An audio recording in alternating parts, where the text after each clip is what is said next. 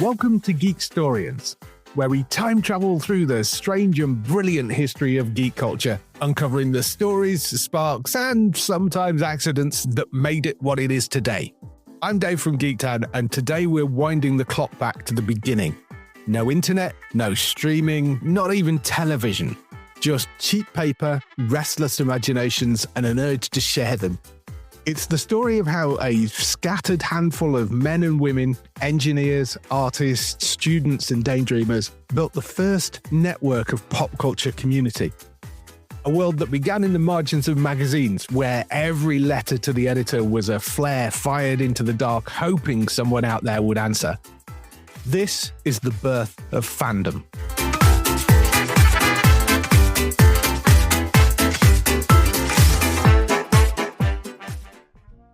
It's the late 1920s. You've just finished reading a story about a daring expedition on Mars. The hero was brave, the aliens were green, but the science? Absolute nonsense. So you grab a pen and hammer out a furious letter to the editor, steal it and post it. Weeks pass, and you wait. And then the next issue lands with that glorious smell of cheap pulp paper. You flip to the back, and there it is, your letter. Printed and published. Some readers cheer you on, others think you're an idiot, and a few send you replies, real letters with stamps and everything. And before long, you're swapping theories, trading stories, and even making friends that you've never met. There's no social media, no hashtags, no viral threads. But somehow, a handful of strangers have built a community out of nothing more than paper, ink, and curiosity. It's chaotic and passionate and gloriously new. And that spark, that simple act of connection, would set off a chain reaction that reshaped popular culture.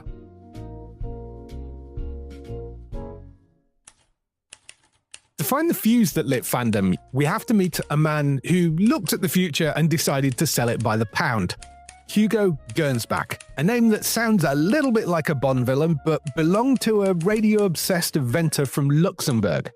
He arrived in New York in 1904. It was a city fizzing with electricity, quite literally. Tesla coils, new patents, wild-eyed engineers promising to change the world. Gernsback was right at home. By the 1920s, he built a small publishing empire. Radio news, science and invention, magazines which were full of DIY circuits and vacuum tubes and daydreams about ray guns. But then came his greatest experiment. In 1926, he launched Amazing Stories, a magazine made entirely of speculative fiction. He called it sciencey fiction, and thankfully the public completely ignored that term, but not the idea. The paper was cheap, the colours lurid, rockets and robots and bug-eyed aliens leered out from the covers. But the imagination inside was limitless. Writers took their wildest possibilities of science and turned them into pulp adventures, and readers devoured them. And here's where Gernsback made his quiet revolution: the letters page. He invited readers to write in, debate the stories, and even suggest improvements. He then printed their full names and, crucially, their addresses. That decision, probably made just to fill column inches, turned every issue of Amazing Stories into a directory of like-minded dreamers. Suddenly, readers could write to each other directly. Fans started swapping notes and forming clubs and arguing about the laws of physics and occasionally falling in love. One of those readers, Claire Winger Harris, sent Gernsback a story about a woman who falls in love with a cyborg, and he published it. It made her one of the first women to publish science fiction under her own name, and she quickly became a fixture of those same letter columns debating story ideas with men twice her age and twice as arrogant. She went on to write a handful of smart, melancholy stories about humanity and technology, quietly proving that the future was not going to be just a boys' club. By 1934, the community had grown so large that Gernsback formalized it into the Science Fiction League. For $1, you got a membership card, a newsletter, and permission to start your local chapter. It was a bit like a Discord server, but without Wi-Fi.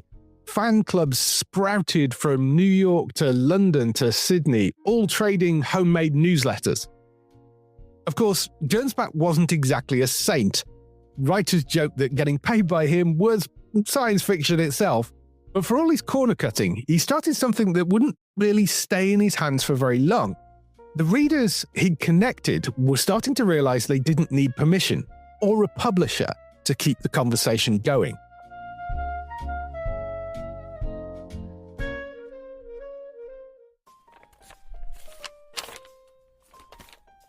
Every fandom reaches a point where reading just isn't enough. You want to make something, build your own world, or at least your own magazine about it. In 1930, a group called the Science Correspondence Club in Chicago decided to do exactly that. They cranked out a small publication on hand-operated mimeographs. It's a kind of photocopier powered by elbow grease, and they called it the Comet. It mixed hard science with a little imaginative fiction. Articles on real rocket fuel just sitting right alongside stories that stretched the science to breaking point. Each copy smelled of ink and ambition and ozone. It was sort of part laboratory report and part daydream. And then a few years later in New York, 3 teenagers, Alan Glasser, Mort Weisinger, and Julius Schwartz, decided that the science could wait and the stories were the real thrill. Their zine, The Time Traveler, was pure science fiction. Interviews, reviews, gossip, arguments about who invented what trope. They bickered constantly, but they edited ruthlessly and somehow produced something that looked almost professional. And by issue 3, it even was being properly typeset, which was kind of the 1930s version of getting verified on social media. These zines were the connective tissue of early fandom. They linked the letter writers scattered across the country into a single conversation. Articles would answer each other across issues, rival editors traded playful insults that sometimes got a little personal. It was messy and loud, but all very human. We'll come back to Mort and Julius a bit later, but for now, we're heading from the East Coast to the West Coast. In Los Angeles, a young fan named Forrest J. Ackerman, or Forey to his friends, started flooding these zines with letters and stories. He was tireless, eccentric, and absolutely in love with the genre. Soon, his name was everywhere, bridging the East and West Coast fan scenes. The LA crowd had its own strange orbit. It was full of students and artists and sci-fi obsessives meeting in borrowed halls and living rooms. Amongst them were organizers like Myrtle Moriojo Douglas, who typed newsletters, ran local clubs, and helped turn this chaotic enthusiasm into something that actually resembled a community. She stayed mostly off the mastheads at that time, but without people like her, the whole operation would have just folded like damp pulp. Across town, a skinny, pimply teenager named Ray Bradbury was watching all this happen. He lived in a small LA house that smelt of library dust and ambition, filling school notebooks with stories about rocket ships and carnivals on Mars. Every few weeks he'd bundle these up and put them in the mail and send them to pulp magazines, weird tales and amazing stories, whoever would read them. Most of them came back with polite rejection slips, sometimes misspelling his name. But then one afternoon a letter arrived, typed on thin paper and signed by Forrest J. Ackerman. Ackerman had read one of Bradbury's fan letters and saw something in it, the spark of a writer that was still trying to figure out how to begin. He invited along to a meeting of the LA Science Fiction League. Bradbury showed up nervous, clutching his handwritten stories like evidence that he actually belonged there. Inside were people who spoke his language, though. People who argued about robots and time travel the way other teenagers would argue about baseball scores. And that night something shifted. For the first time, Bradbury wasn't just a kid scribbling in isolation. He was part of a movement, a collection of dreamers who believed imagination could be a serious pursuit. Ackerman became his mentor, lending him magazines and sharing contacts and even helping financially to buy his first typewriter. Years later, Bradbury would say that Ackerman was the first person who ever treated him like a writer. Without that moment, and without that letter, there might never have been The Martian Chronicles or Fahrenheit 451. What's striking about all this isn't just the creativity, it's the network. People who'd never met were suddenly building a culture together by the mail. They were amateur editors and critics and designers and cheerleaders kind of all rolled into one, but they were treating fandom like serious work. The zines were scrappy and full of typos, but they were also a declaration of independence, saying we can make our own space. And in doing so, they accidentally invented a new kind of media, one that blurred the line between fan and professional forever.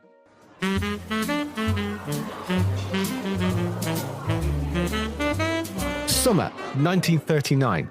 New York City is buzzing. The World's Fair has filled the skyline with promises of the future, with rockets and robots and highways to the sky. But in a small rented hall on East 35th Street, a couple of hundred science fiction fans had decided to build a little feature of their own. They called it the World Science Fiction Convention, or Worldcon for short. It was sort of part social experiment and part gathering of the faithful.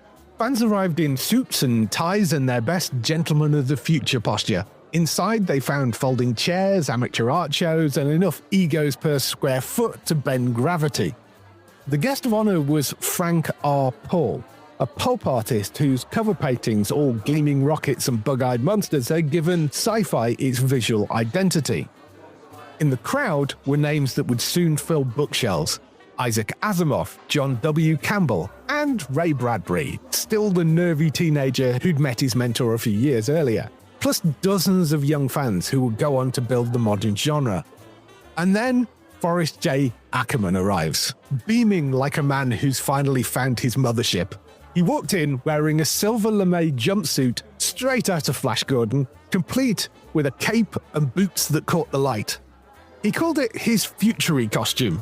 A few reporters had turned up, more out of curiosity than duty really. Flashbulbs popped and pencils scratched and fans erupted seeing him. Cheering, laughing, rushing in for photos. The journalists weren't quite as sure what to make of it, but to the fans, the costume was an instant hit. Part performance, part promise of what fandom could be. But the real secret of that outfit, it wasn't Ackerman's creation. It had been designed and stitched by his now partner, Myrtle Maria Jo Douglas, the same organizer who'd been quietly running the LA fan scene. She'd taken his wild ideas and turned it into something tangible, a wearable act of imagination. Together, they just invented cosplay. Not as a gimmick, but as a statement. Fandom was now something you could embody. It turned heads and rewired expectations. Fans weren't just reading about adventures anymore, they were inhabiting them. Should also be mentioned that the weekend also delivered fandom's first proper feud. Two rival groups, the Futurans and New Fandom, clashed over politics, publishing, and who got to decide what real science fiction should be. The dispute got so heated that several Futurans were physically banned from entering the hall. So yeah, gatekeeping had arrived at the party early. But still, the shape of modern fandom was right there at Worldcon. Panels, costumes, guest stars, and a sense of belonging strong enough to cause arguments. For the first time, fandom wasn't just a network of letters. It was a room you could walk into full of voices that sounded like yours. The zine writers had become organizers, artists, and performers. The conversation had jumped off the page and taken human form. By the end of the weekend, nobody doubted it anymore. Science fiction fandom wasn't a passing fad. It was a community with its own culture, its own heroes, and its own mythology. One that would echo through every convention, cosplay meetup, and late-night argument about continuity for the next century.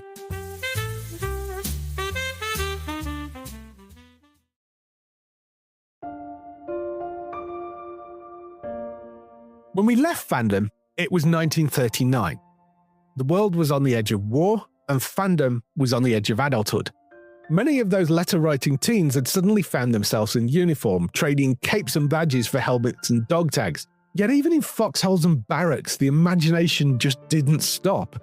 Pulp magazines travelled with them, tucked into kit bags alongside cigarettes and rationed chocolate.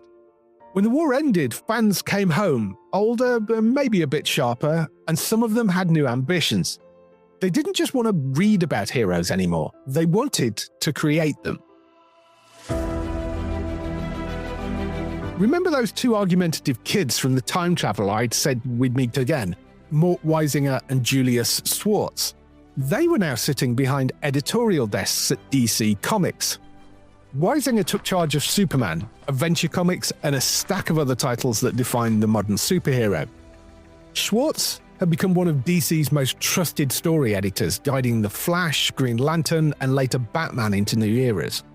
Between them, they reshaped modern superhero storytelling.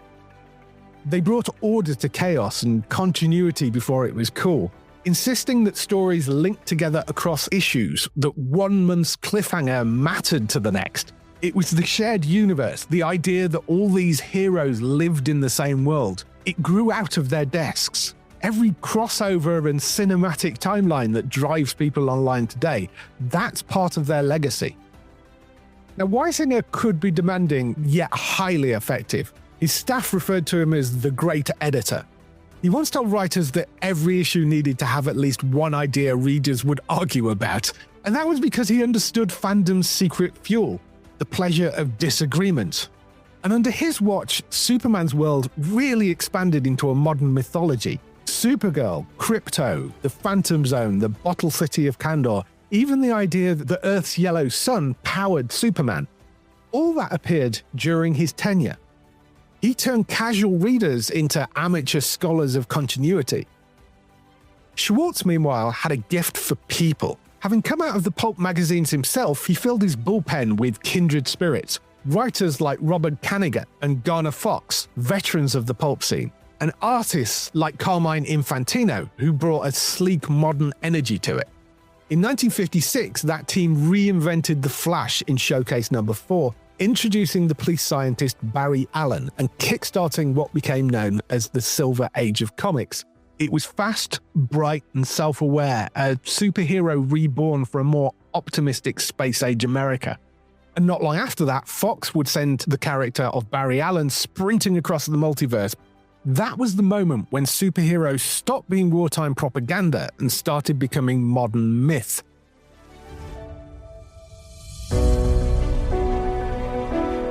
And whilst the headlines often went to the men, women were shaping the stories from within too. Among the early editors shaping the new comic book universe was Dorothy Woolfolk, one of the first women to hold the title in the industry.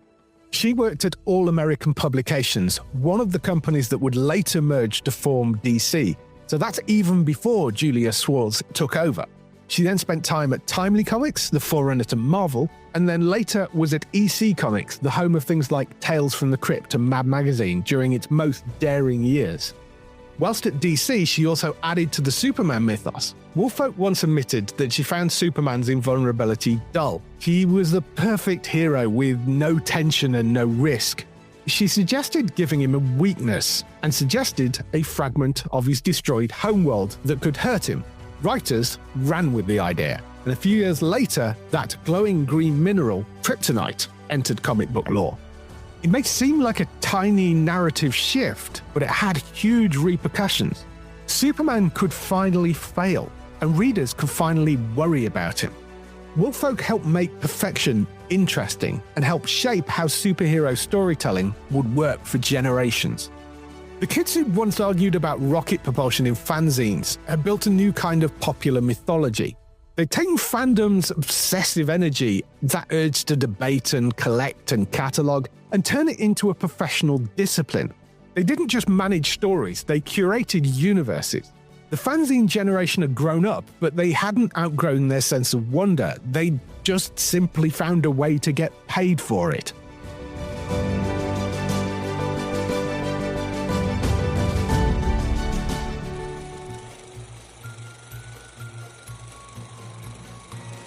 By the 1950s, fandom had gone atomic. The old pulp zine readers were now parents, and their kids were growing up in the glow of television. The future wasn't hiding in magazine racks anymore, it was flickering right in their living room. Every week brought rocket men and bug-eyed monsters and cardboard robots marching across a black and white screen. And late-night TV schedules resurrected the old horror movies of the 30s and 40s, introducing Frankenstein and Dracula to a whole new generation. Those kids became known as the Monster Kids. The children of the space race, armed with imagination, model glue, and probably slightly too much sugar. They built Aurora model kits and devoured EC comics and haunted the aisles of local newsstands for anything that might have a monster or a UFO on the cover. And right in the middle of that glorious chaos was a very familiar name. Forrest J. Ackerman. No longer the excitable teenager haunting zine letter columns, Ackerman had grown into Fandom's patron saint, still excitable and still unstoppable. In 1958, he launched Famous Monsters of Filmland, a magazine that turned fandom into pop culture. It was sort of part film guide, part scrapbook, part ongoing love letter to the genre. Ackerman's puns were dreadful, but his enthusiasm was volcanic. He ran photos of homemade costumes, printed fan letters in full, and celebrated monster movies like sacred texts. It was the same instinct that had powered Amazing Stories, only now the monsters were moving. One of his regular correspondents was a young artist named Bijo Trimble, who soaked up his spirit of cheerful rebellion. She adored monsters and model kits, but also believed fandom could do more than just celebrate. It could organize. That's an attitude that would prove prophetic a few years later, but we'll come to that in a minute. The DNA of that movement, the mixture of affection and humor and righteous stubbornness, came straight out of Ackerman's playbook. And those famous monster readers didn't just consume the pop culture, they began to imagine themselves as part of it. Many of them grew up to be filmmakers and writers and special effects artists. George Lucas, Steven Spielberg, Joe Dante, John Landis, they all cite Ackerman and Famous Monsters as early inspirations. So you get the cycle repeating, fans becoming creators and creators inspiring more fans. Fandom wasn't a subculture anymore. It was the engine of entertainment itself. Meanwhile, over in Hollywood, science fiction was fighting for space on television, literally and figuratively. Network suits saw the future as risky business. Aliens and space rockets were fine for kids, but adults? That was niche.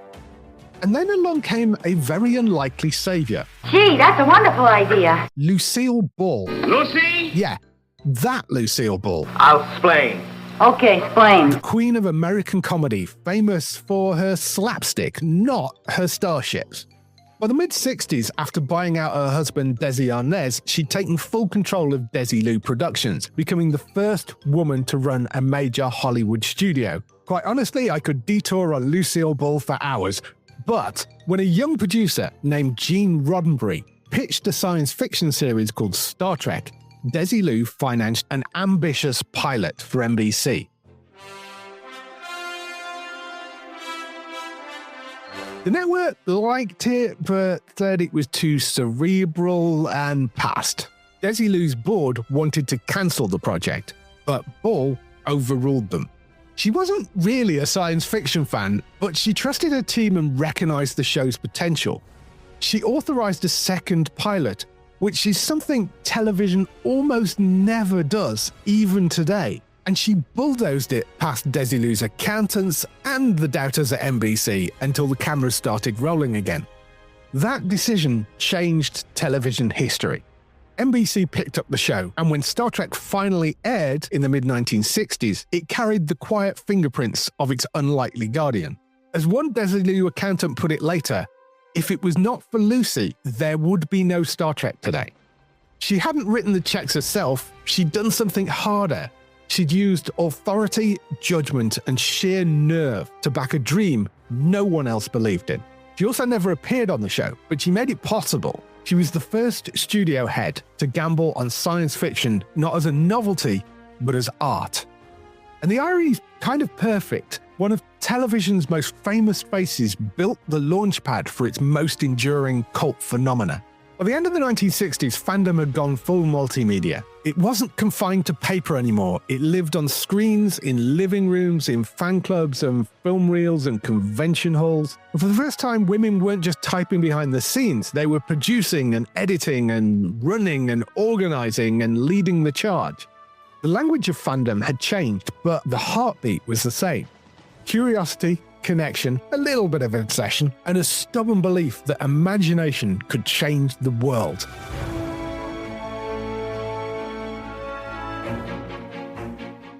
So far, our story has been very American, pulp magazines and New York editors and Hollywood studios. But while that was all unfolding across the Atlantic, something quieter and just as important was taking shape in Britain.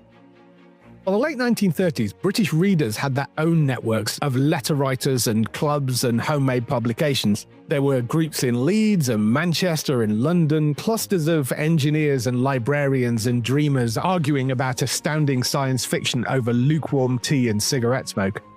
Even during wartime blackouts, fans huddled in cafes swapping stories by candlelight and keeping the flame of imagination alive. When peace returned, those conversations grew even louder. And in 1958, the pockets of readers and writers finally united to form the British Science Fiction Association, the BSFA.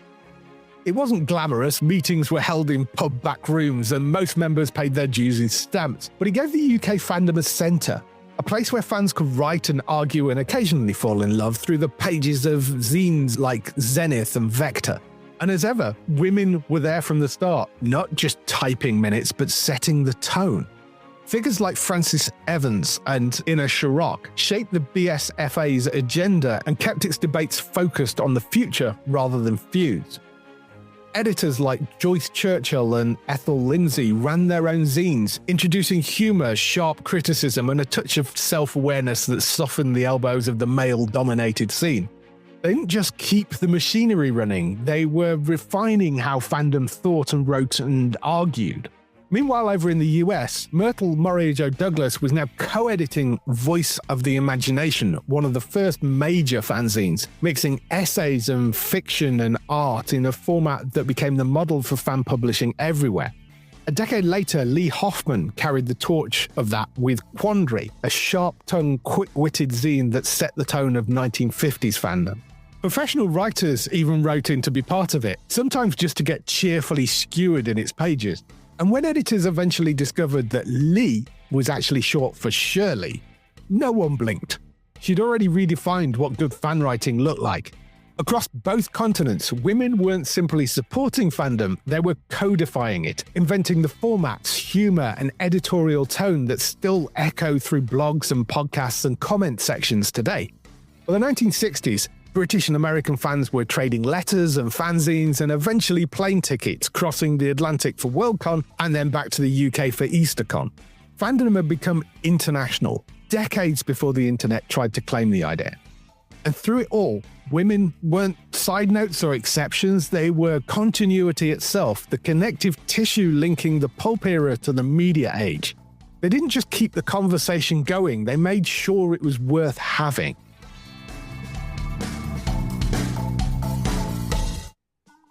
If all of this feels strangely familiar, that's because it is. Every online argument, every Reddit essay on what's canon, every late-night Discord debate, they're all echoes of those letters pages printed in Amazing Stories nearly a century ago.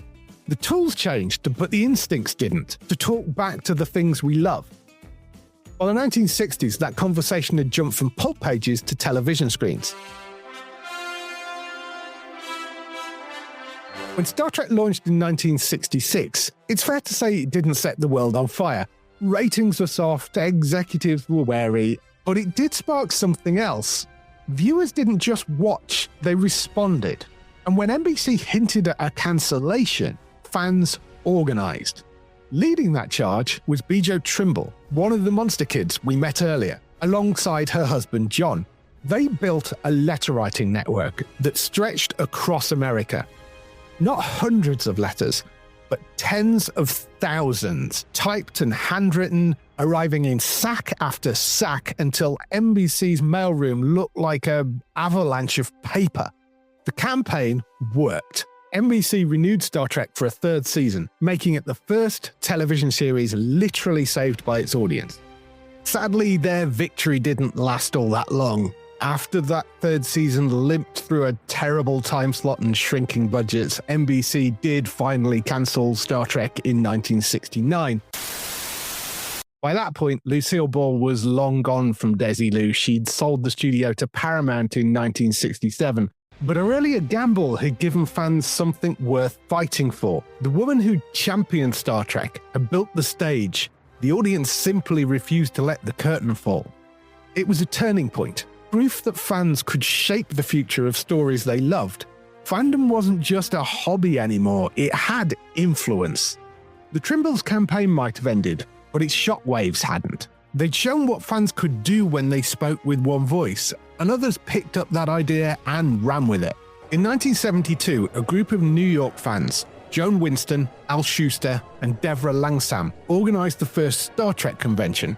They were expecting a few hundred people. They got several thousand. Reporters were stunned. Sci-fi fans paying to celebrate a cancelled show? But inside those hotel ballrooms, something clicked. For the first time, fans could see themselves as a visible community. Thousands united by stories once dismissed as childish. There were panels and costumes and debates, even surprise visits from cast members who were even more surprised at the amount of people. Whoa! But every Comic-Con, every fan convention, every streaming era revival, they all trace their lineage back to those overcrowded Star Trek halls. And that's the thread that runs through it all. From typewritten letters to trending hashtags, from mimeographs to message boards, the medium changes, but the drumbeat doesn't. Fandom builds communities and then argues about them. It can nurture or gatekeep, create or collapse under its own passion. But it's always powered by the same electric need to connect. To say, I saw this, it moved me. Do you feel it too? Whether it's Doctor Who forums, Marvel's subreddits, or the endless online debates over who shot first, every post and every thread is another chapter in the same story, the one that began with cheap pulp paper and postage stamps.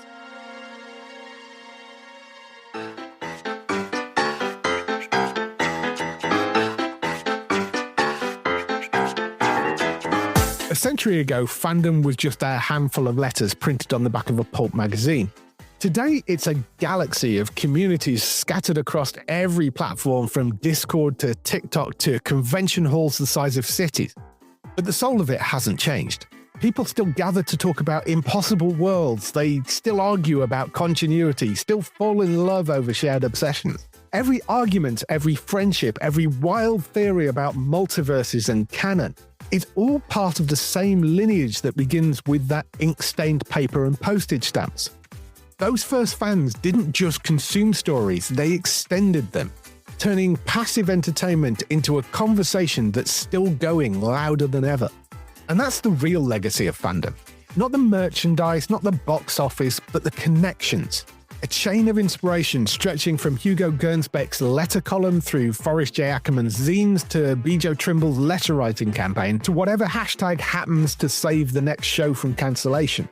It's easy to laugh at fandom, the intensity, the arguments, the spreadsheets tracking fictional timelines. But without that energy, pop culture would be smaller and greyer and far less human. Fandom built the culture that built us, and fans built the worlds between them, boldly going where no reader had gone before.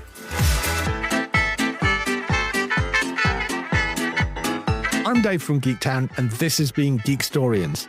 If you want to keep up with the latest TV, film, and gaming news, or dive deeper into the strange history of geek culture, you'll find it at geektown.co.uk and over on our sister show at Geektown Radio, wherever you get your podcasts. Thanks for listening, and join me next time as we open another chapter in the story of geek culture.